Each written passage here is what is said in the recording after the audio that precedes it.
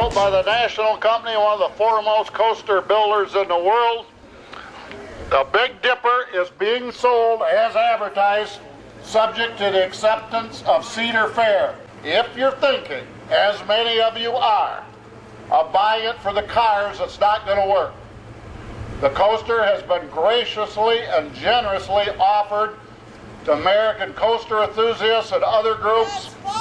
And that is not false, young ladies. Get security or get her out of here. It has been offered to ACE and other groups at no cost. Needless to say, it's a multi-million-dollar project, and you're not going to get it done with bake sales and car washes. Once upon a time, nestled on the shimmering shores of a serene lake in Aurora, Ohio, stood a kingdom of wonder that promised magic, joy, and memories for generations. Geauga Lake wasn't just an amusement park.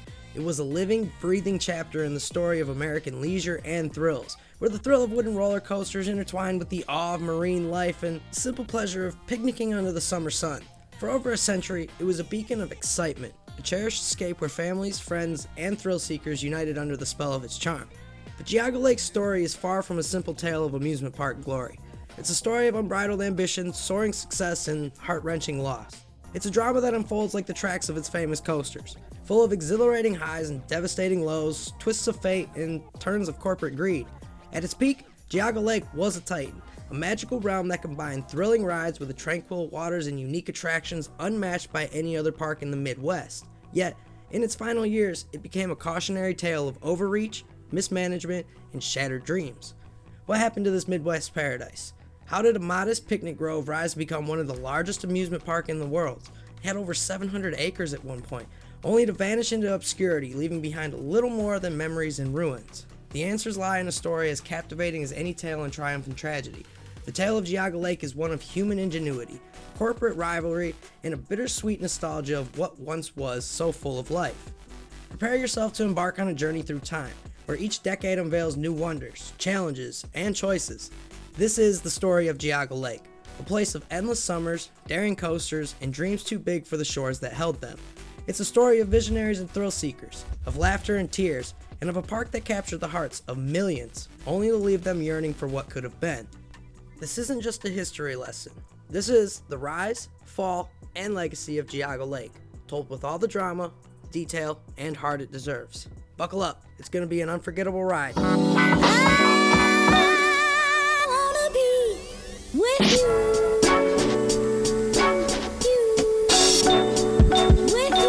In the rolling hills of Aurora, Ohio, where the calm waters of Geauga Lake mirrored the sky, a humble lakeside retreat began its journey toward becoming an icon of American amusement. It was 1887 when local businessman Cullen Spencer envisioned the potential of the picturesque location as a haven for families yearning to escape the factories and rail yards of nearby Cleveland and Akron.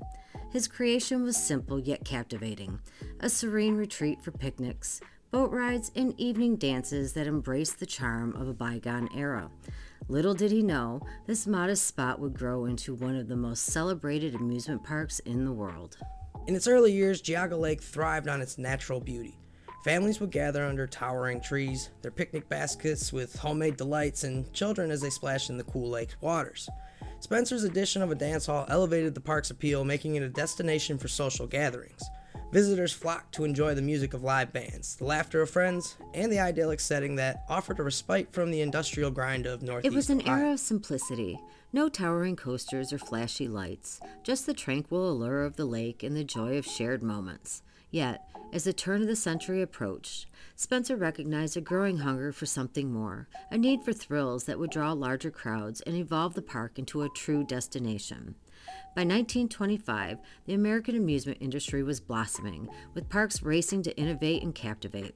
To stay competitive, Geauga Lake took a bold step by introducing its first major thrill ride.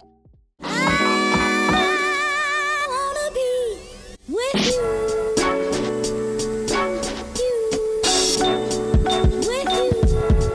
The Big Dipper, a wooden roller coaster designed by the legendary Philadelphia Toboggan Company. Its sleek, out-and-back layout, punctuated by adrenaline-pumping drops, quickly captured the hearts of thrill seekers. The roar of its cars became the heartbeat of the park, a sound that signified Geauga Lake's transformation into more than just a lakeside retreat. The Big Dipper was more than just a ride, it was a symbol of innovation and fun. Families would line up for hours to experience its thrills, and stories of its exhilarating drops became cherished memories passed from one generation to the next. The coaster stood as a tall promise of the park's future potential and enduring charm. Then the 1930s brought challenges such as, the Great Depression.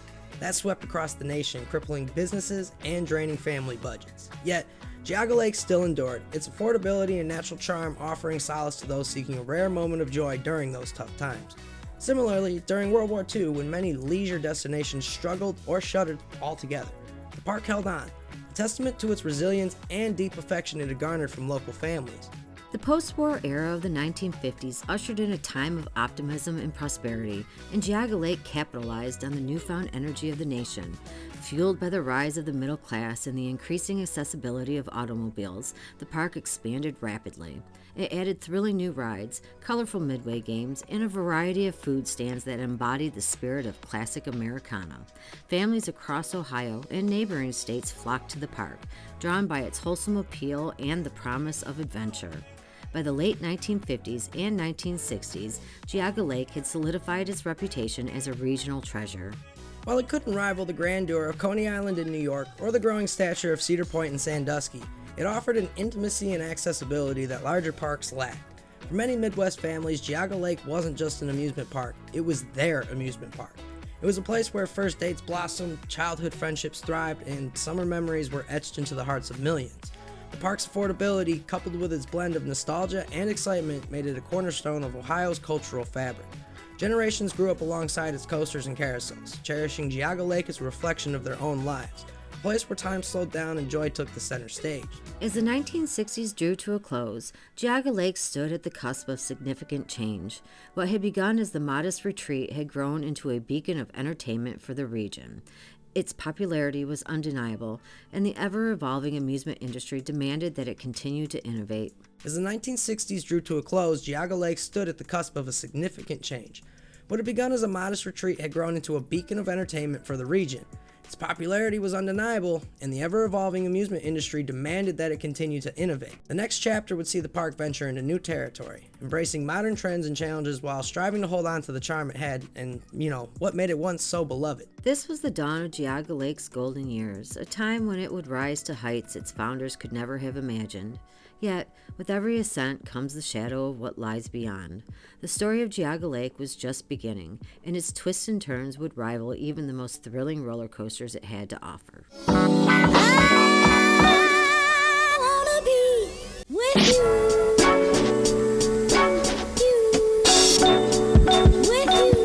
In 1969, Geauga Lake entered a new chapter in the history when it was acquired by Funtime Inc., a small yet ambitious amusement park operator. Under Funtime's ownership, the park underwent a transformation that modernized its attractions, refined its operations, and prepared it for challenges for a competitive amusement industry. This period marked a golden age of growth, innovation, and new experiences that solidified Geauga Lake's reputation as a premier Midwest destination. One of Funtime's most notable contributions to Geauga Lake was the introduction of the Raging Wolf Bobs, a wooden roller coaster that debuted to great fanfare. Inspired by the iconic racer at Cincinnati's Coney Island, the Raging Wolf Bobs combined the nostalgic charm of classic coasters with modern engineering.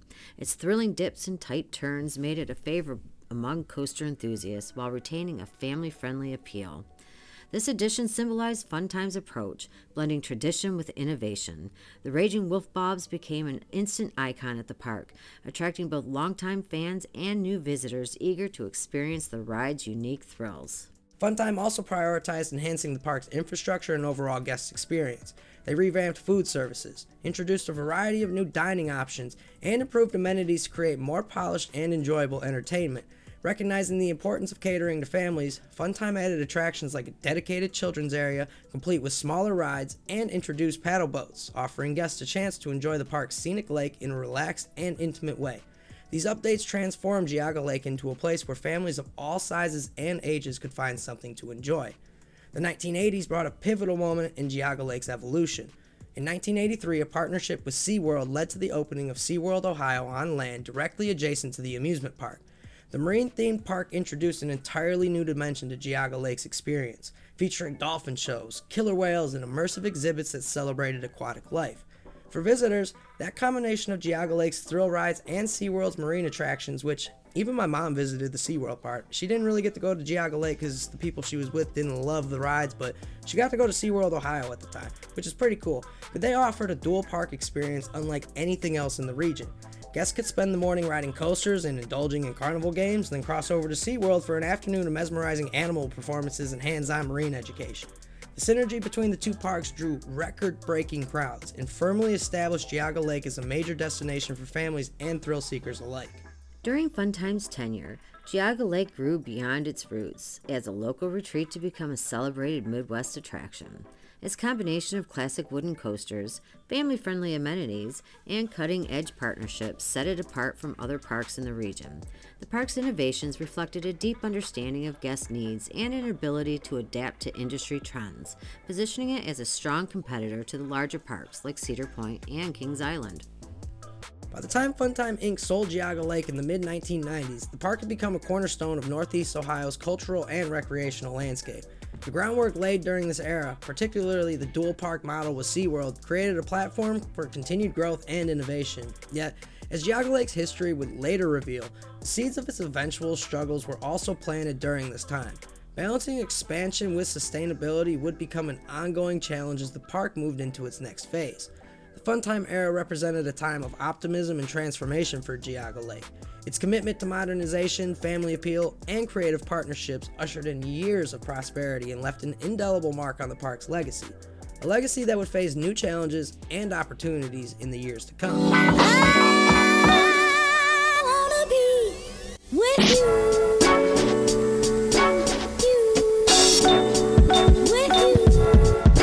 In 1999, Premier Parks, which was operating under the Six Flags brand, purchased Geauga Lake and rebranded it as Six Flags Ohio.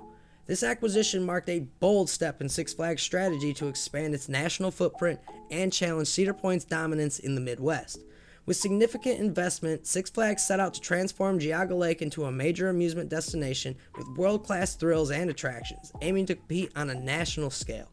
During this era, Six Flags sought to elevate Geauga Lake's appeal by introducing cutting-edge thrill rides and upgrading existing infrastructure. Among the most notable additions were two major roller coasters. Batman Night Flight, later renamed Dominator, it was a floorless B&M roller coaster and one of the park's standout attractions. Then we got X-Flight, a flying coaster where riders were strapped in lying down. And those rides look crazy, but if you guys got to ride it, let us know. In addition to these coasters, Six Flags also expanded the park's water attractions. The Hurricane Harbor Water Park was introduced, featuring towering water slides, wave pools, lazy rivers, adding a new dimension to the park's offerings, and catering to families seeking a day of water-based fun in addition to the thrills of the amusement park. Six Flags dramatically expanded the park's footprint, growing the park to over 700 acres, making it the largest amusement park in the world by land area. However, this massive expansion came with its own set of challenges. While the park's physical size was impressive, it also made it harder for guests to navigate, especially with the sprawling layout that combined both the amusement park and water attractions. The emphasis on larger, more thrilling rides and an expansive water park led to a shift in the park's overall atmosphere. Six Flags had a more corporate, commercial approach to operations, which many longtime guests felt stripped away the personal, local charm that had once characterized Geauga Lake in the earlier years. The focus on thrill rides and mass appeal also meant the park catered less to the family-friendly experience that many visitors had cherished in the past. In 2001, Six Flags merged Geauga Lake with SeaWorld Ohio, rebranding the combined property as Six Flags Worlds of Adventure. This merger sought to create a hybrid park that combined the thrills of a traditional Six Flags amusement park with the marine life attractions of SeaWorld. The intent was to offer something for everyone: high-speed coasters, animal exhibits, water rides, and live entertainment. While the idea of a dual park experience with coasters and marine life seemed appealing, the execution faced several challenges. The sprawling layout of Six Flags Worlds of Adventure, which featured both amusement rides and SeaWorld's aquatic exhibits, made the park feel disjointed. Guests often found it difficult to navigate between the two sections, and the marine attractions, without the full SeaWorld brand presence, didn't have the same authenticity or appeal as the standalone SeaWorld park. Despite the new attractions and expanded offerings, attendance at Six Flags Worlds of Adventure began to decline over the years. Long lines, rising ticket prices, and logistical headaches frustrated visitors, leading to complaints about the park's accessibility and guest experience. This town thrives off the tourists. I mean, and I wouldn't want my property tax to go up, and if, people fight the parks, what's going to happen? Somebody's going to have to pay for the growth.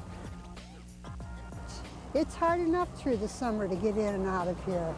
Now they're building big shopping centers all around, but this is terrible. The park's corporate feel, combined with a sprawling layout and operational challenges, alienated some of the core audience. The park's shift from a family-focused environment to one more aligned with a large corporate interest failed to capture the same level of local loyalty that Geauga Lake had enjoyed in the previous decades. In addition, the hybrid model of combining SeaWorld and Six Flags attractions didn't really resonate well with all the visitors. Some felt the park struggled to balance competing demands of the two very different themes, thrill rides and marine exhibits, which just created a weird experience overall. By the end of the Six Flags era in 2004, the park had undergone significant changes, but many of the issues that arose during this time contributed to the eventual decline. The massive investment in rides and expansion had reshaped Geauga Lake, but it came at the cost of the park's original charm and the operating cost. Six Flags' aggressive approach to growth and its efforts to position the park as a national destination alienated so many longtime guests from before, while the big layout and, of course, like we said before, the operational difficulties made it hard to maintain, and, obviously they lost consistent attendance with that. In the years following Six Flags' departure, Geauga Lake would continue to change hands, but the legacy of the Six Flags In the years following Six Flags' departure, Geauga Lake would continue to change hands, but the legacy of the Six Flags takeover would leave an indelible mark on the park's history, a period marked by both ambitious growth and the challenges that came with trying to cater to an ever-expanding audience. I wanna be with you.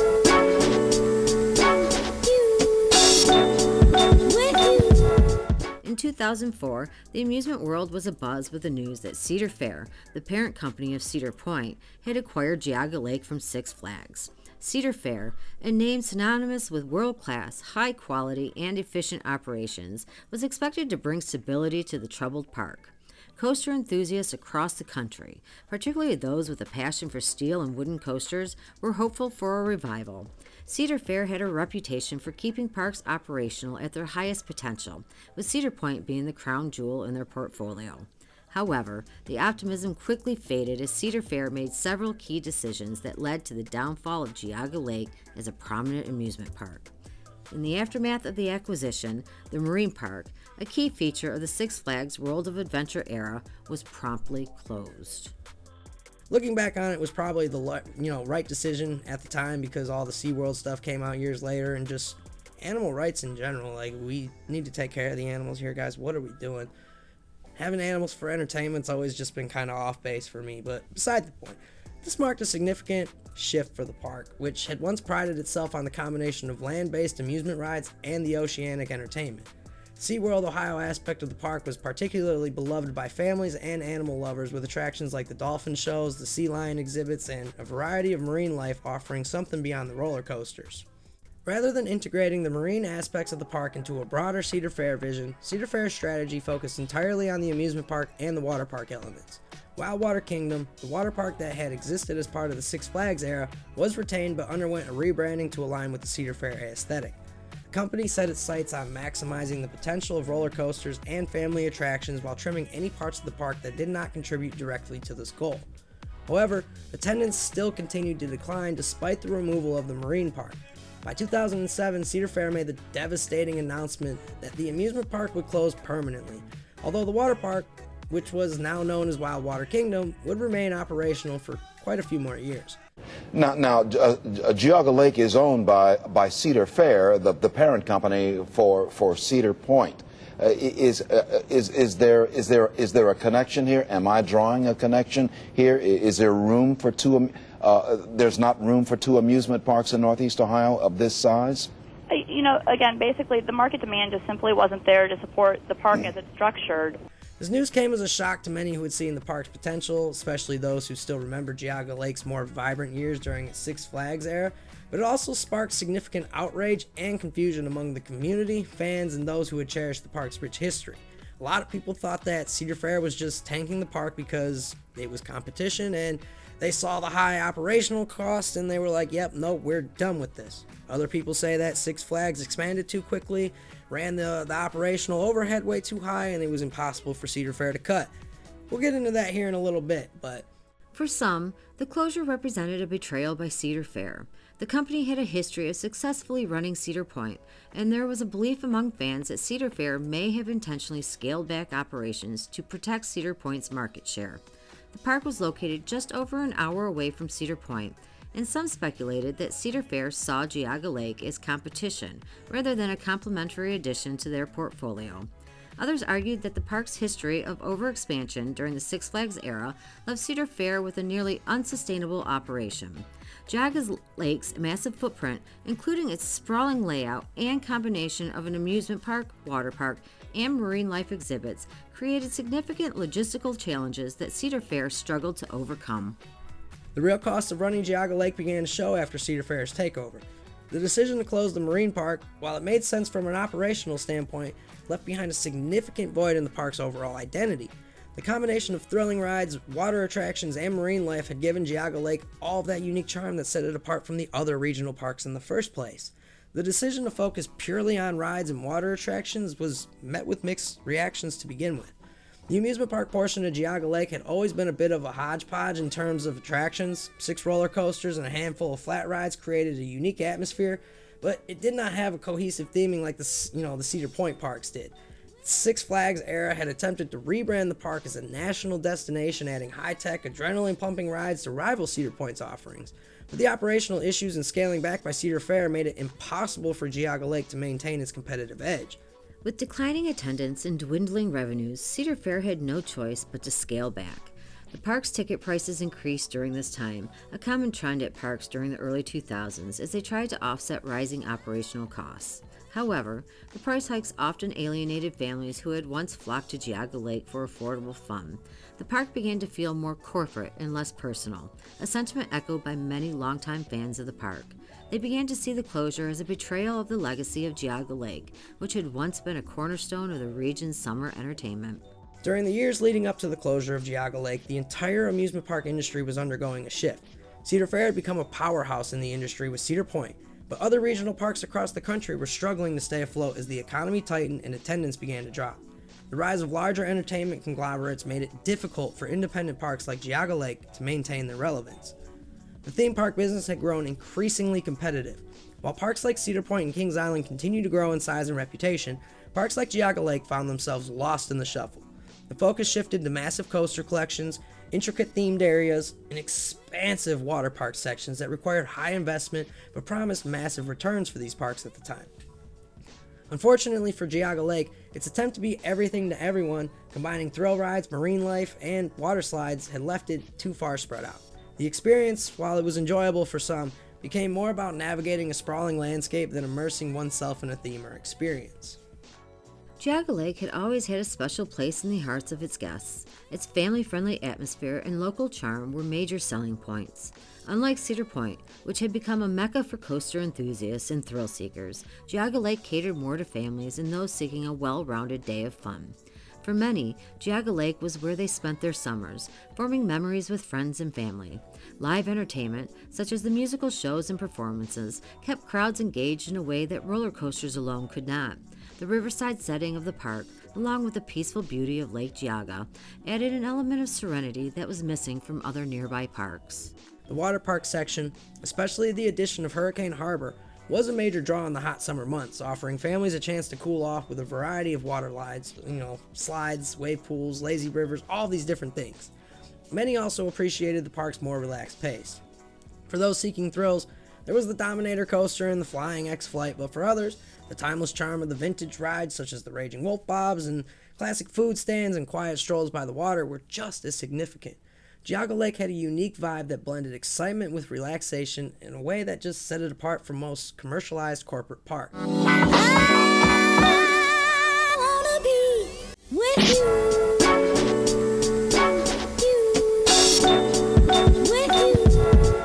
In 2007, Cedar Fair's announcement that the amusement park would close forever marked the end of an era for all of those in the community. As the park closed its gates for the final time, fans were left to speculate about the reasons behind the decision. Was it a financial decision? A strategic move to protect Cedar Point's dominance? Or was it simply a victim of overexpansion and mismanagement from previous ownership? Regardless of the reasoning, the park's closure left behind a void in the hearts of many. The subsequent years saw Wildwater Kingdom continue to operate under Cedar Fair until it was too eventually closed. The park's property was eventually sold off, and much of the land was repurposed, but the memory of Geauga Lake has lived on through the urban exploration community, which began documenting the park's dilapidated remains years after its closure, all the way up until they started doing work. I mean, you can still check out videos about what's going on YouTube. The empty coasters, overgrown paths, and decaying attractions provided a hauntingly beautiful view of what once was. A park that had stood as a symbol of summer fun for decades, now reduced to an eerie reminder of the fragility of amusement parks in an increasingly competitive and commercialized world. The closure of Geauga Lake remains one of the most debated topics among amusement park enthusiasts. The primary question centers around whether Six Flags or Cedar Fair had a larger impact on the park's demise. Each company's tenure introduced major changes, some groundbreaking, others detrimental, that ultimately led to the park's closure in 2007. By examining their respective actions, we can assess who bears the greater responsibility for Geauga Lake's downfall. You guys can, at least. When Premier Parks, operating as Six Flags, acquired Geauga Lake in 1999, the park underwent one of the most ambitious expansions in amusement park history. Rebranded as Six Flags Ohio, the company poured significant resources into transforming the park into a major competitor for regional attractions like Cedar Point and Kings Island. Some of the most notable changes included introducing high-profile roller coasters such as Batman Night Flight, which was renamed Dominator, the floorless B&M, X-Flight, an innovative flying coaster rarely seen in the Midwest at the time, the massive water park expansion, and, of course, in 2001, when Six Flags merged Geauga Lake with SeaWorld Ohio, rebranding it as Six Flags Worlds of Adventure, the merger created a hybrid amusement park featuring thrill rides, marine attractions, and a water park covering over 700 acres. That's almost like 2 Cedar Points. Cedar Point's 364 or something like that. That's almost 2 Cedar Points, everybody. The largest amusement park by land in the whole world. The aggressive expansion led to skyrocketing operational costs. Running both an amusement park and a marine park proved logistically and financially challenging.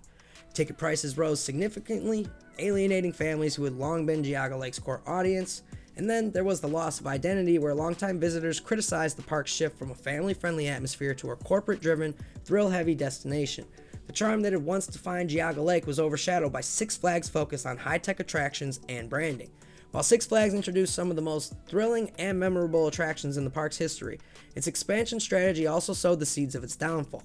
The sprawling layout was difficult to navigate. Operational inefficiencies frustrated guests, and the costs were just too much for any park to want to run.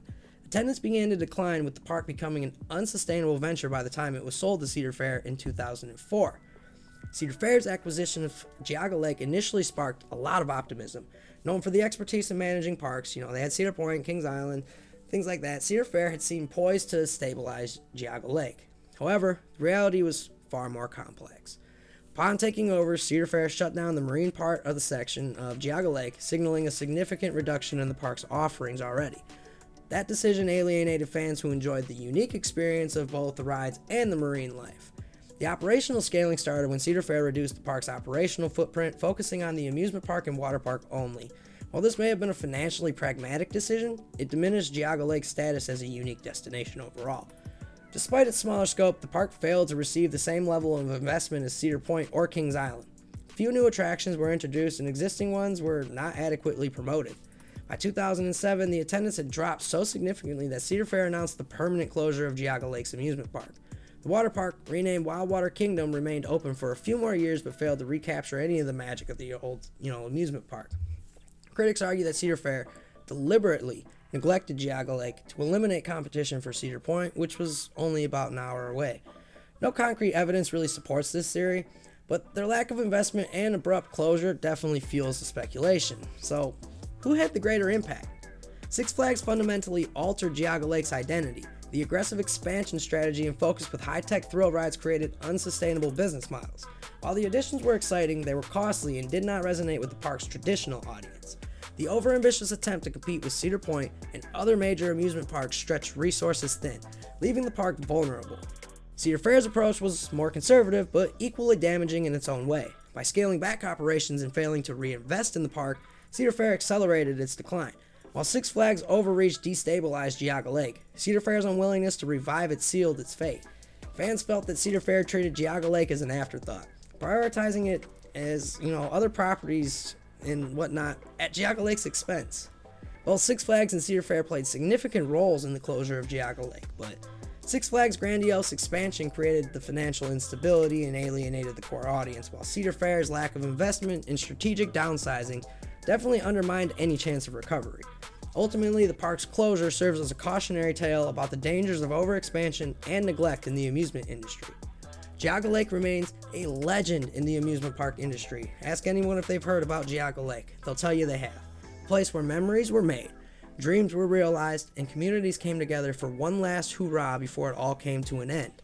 The park's closure is still debated, but it remains an iconic piece of Ohio's history. Whether remembered for its early years as Geauga Lake Amusement Park, its transformation under Six Flags, Worlds of Adventure, or its tragic end under Cedar Fair, Geauga Lake's legacy lives on in the hearts of those who loved it and experienced it.